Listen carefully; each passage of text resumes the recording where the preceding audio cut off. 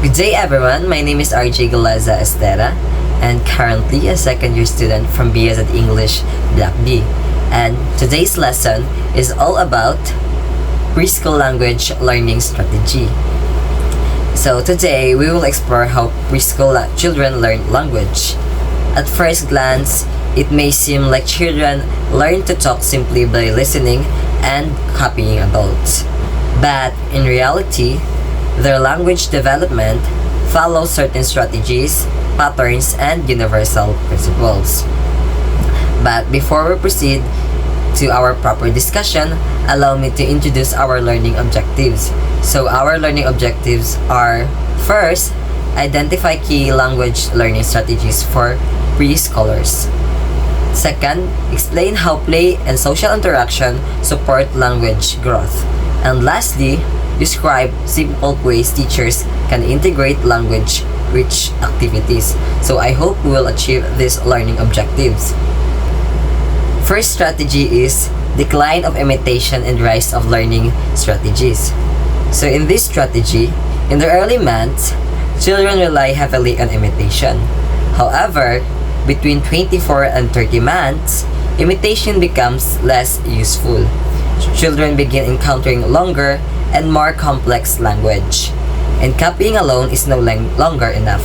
So, di ba makabantay ta, if na naman tay baby sa ato ang palibot, like, tudluan na to sila sa word nga.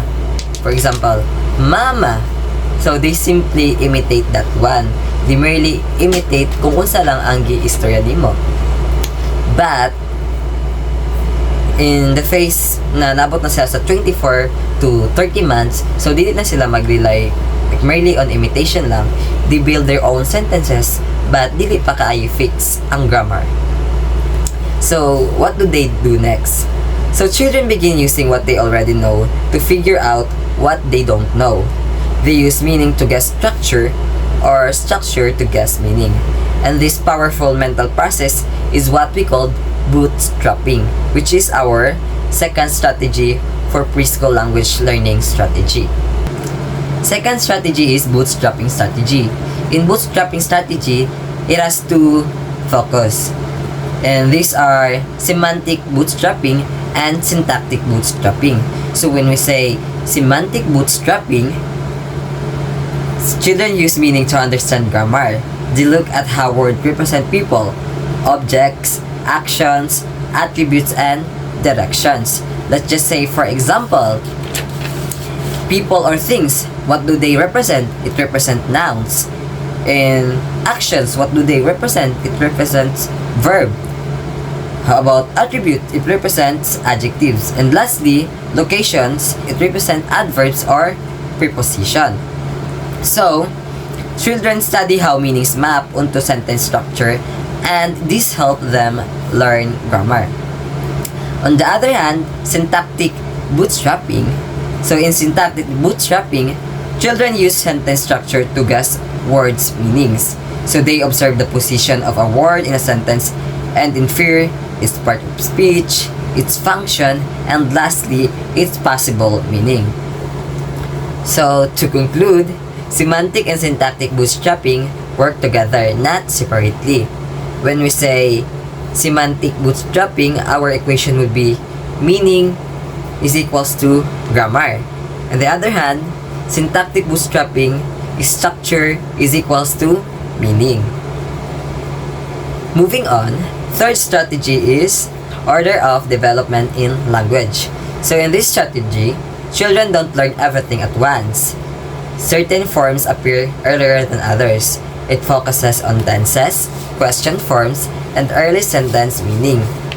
So first and foremost, tenses. So it is all about the form of verbs. It's either future tense, past tense, or anything tenses. So action that happens once, like fell, broke. So diba past tense siya. It appears first in the past tense, like what I've said. Second focus is question forms. So as for question forms, across language such as English, Korean, and Tamil, yes or no questions appear before WH questions. Among WH questions, what and where come first? Why and when appear later. And third focus of this strategy is early sentence meaning. So early sentences focuses on agent and object. So when we say agent, it is the person or animal doing the action. On the other hand, object, it is the item receiving the action. So let's just say, for example, in a sentence, Mommy threw the ball. So atong agent is the performer, di ba? Ang person nga nagdo sa action, which is si Mommy. And ang verb ato is threw. So ang atong object na lang nabilin, so ang item nga nag-receive sa action nga threw, which is ang ball. So let's move forward sa ato ang fourth strategy. Fourth strategy is learning syntactic rules. So in learning syntactic rules, children first learn basic sentence patterns by using cues from adults. And these cues are SVO pattern and rigid to flexible use. So first is the SVO pattern. English normally uses subject, verb, object, or the SVO pattern. Although adults don't have used perfect SVO structure, children assume this is the standard. So, children assume nga standard jud ang SVO pattern. So, para nila if ang sentence nga ay pattern nga subject, verb, and object, para nila sakto na siya kay kanila, para nila kay standard man ang SVO pattern sa English language. And next is the rigid to flexible use. So, children begin with rigid formula such as Mommy eating cookie. So, di ba makita na to? Subject is Mommy, verb is eating, and then cookie. So, even though dili siya perfect nga grammar, nag-follow man siya og SVO pattern para nila gi-generalize sa mga children nga correct to siya nga grammar. But later, they begin to understand variations, complex sentences, different tenses, and different clause types. So these rigid to flexible patterns occurs from many languages such as in English, Chinese, Hebrew, French, Turkish, and so on. So let us continue.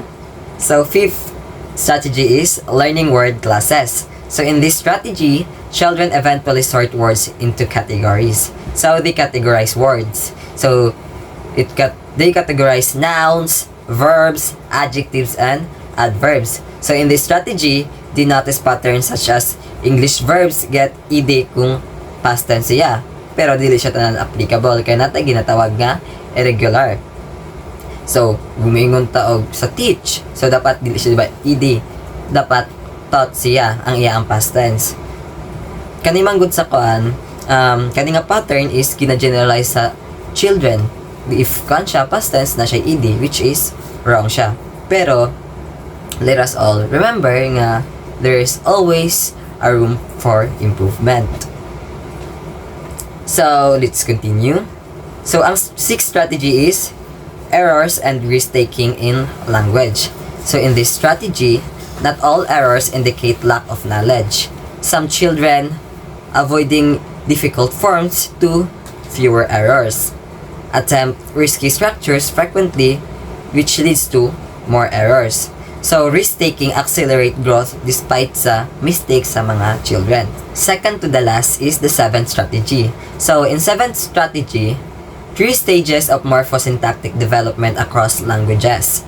Children develop grammar in 3 phases. So, in 3 phases are context-based use, linking meaning to form, and lastly, rule-based mature use.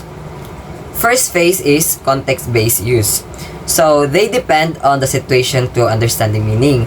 So, children depend on the situation to understand meaning. Let's just say, for example, if ang context is na sa funeral, so, ang meaning nga makuan sa bata is like sad ang mood sa nag-istorya. Kaya, syempre, nasa funeral, lain po og magkatawa-katawa, di ba? Second phase is linking meaning to form. So, children begin using forms consistently. So, in this phase, ang mga word order simple markers kay ug unsa ang ginagamit sa children, so consistent na nila ginagamit, like balik-balik yun siya, pero na Japon siya progress. And third phase is role-based mature use. So they finally internalize grammar rules and use them flexibly. So diri yun na nato makita ang progress sa bata. It's because mo-follow naman sila og grammar rules, and then they use them flexibly in their daily lives. And last strategy is universal language learning principle. So in Slobodan's principle, it explains how all children, regardless of language, tend to learn grammar. So, Slobodan principle kay naa siya 7 principles, and these are: Principle 1, pay attention to word endings. Principle 2, phonological forms can be modified. Principle 3, pay attention to word order. Principle 4, avoid interrupting language units. Principle 5, mark important meanings clearly. Principle 6, avoid exceptions. And lastly, Principle 7, grammatical markers should make sense. So first principle is pay attention to word endings. So in this principle, children learn suffixes earlier than prefixes. So let's just say, for example, faster than more fast, sweetest than more sweet. So as we can observe, like makita nato nga the children, mas na-learn din nila una ang suffixes than the prefixes. So, second principle is phonological forms can be modified. So, children experiment with sound patterns and notices consistent changes. So, let's just say, for example, sa verb nga, walk. So, di ba ang iya ang main form is walk, wala siya ed. So, whereas, if na siya ed, if past tense na siya, it should be walked, di ba? Like mas change na ang sounds. The same po sa main verb nga talk. If past tense na siya, mag-add ed, mayo na siya talked. Like di ba? Nadyo siya changes sa sounds. So, principle 3, pay attention to word order. So, children preserve adult word order. In English, they stick to SVO pattern, like of what I've said earlier. Like ang SVO jud nga pattern kay para sa children kay mao jud na ang standard when it comes to English language. If they encounter a passive sentence like the cat is chased by the dog, so ang children, they often interpret it as the cat chased the dog. So in this sentence, they use the standard word order to interpret all sentences. So di ba makita nimo nga usahay ma-mislead ang pag-interpret sa student, it's because sa pattern nga inang gina-follow, which is maro Japon ang subject, verb, and object nga pattern. And principle 4, avoid interrupting language units. So children dislike sentences structures that break the SVO pattern. They simply complex sentences and move difficult forms to the beginning or to the end. Let's just say, for example, no, eat soup. I eating ice cream. So, di ba, makita nimo nga kani nga pattern sa sentence is kulangan, which is nawala ang auxiliary verb or the helping verb. Like, di ba, kulang ang concept sa sentence. Principle 5 is mark important meanings clearly. So in this principle, children learn grammatical forms that are clear and easy to hear. Languages like Tamil and Turkish are easier because each affix has only one meaning. Whereas in English, children struggle because plural, possessive, and third-person markers share similar sounds such as in a sound z and so on. Principle 6, avoid exceptions. So in this principle, children generalize rules. Let's just say, for example, sa word nga when. So i-generalize mo nila ang rule nga if past tense siya, mahimo siya wented, whereas ang went itself is past tense na siya sa word nga go. And then diri po sa fit, mahimo siyang fits, o di ba, generalize po nila ang plurality nga rule, which is ang fit is plural naman siya, di ba, daan, kaya ang singular niya is foot. diba, gi-apply niya ang S, gi-add na niya yung S, like fits, ay mo siya fits, o diba, grabe kadaghan ang tiil.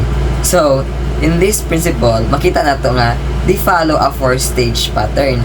No marking, correct marking in a few cases, overgeneralization, and adult-like use. And lastly, principle 7, grammatical markers should make sense. So, in this principle, children substitute only within the same class. Let's just say, for example, in the prepositions in to on, in to the, they prefer one consistent form first before learning alternatives. Like, katong in, ilang ginagamit tanan sa tanan nga ila ang sentence nga ginaistorya is in ra tanan. Like wala sila ginagamit nga lain nga prepositions is because dili man sila aware. Dili pud sila aware sa paggamit sa preposition. So in conclusion for our lesson, which is preschool language learning strategy, so preschool language learning is a complex but it is a natural process. Children rely on universal principles, bootstrapping, and experimentation to make sense of the language they hear. So understanding these strategies allows teachers, parents, and caregivers to support young learners more effectively and appreciate the intelligence behind every small step in language growth. And I think that would be all about my topic. And thank you for listening my class. Bye-bye!